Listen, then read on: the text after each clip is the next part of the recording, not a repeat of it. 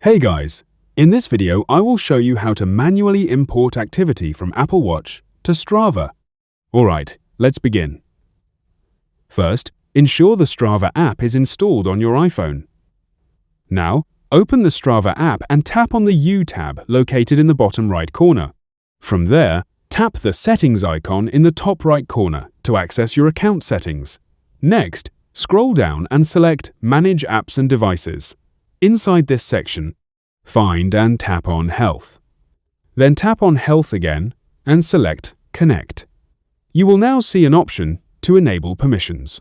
Tap on Turn All On and choose Allow to grant Strava access to your health data.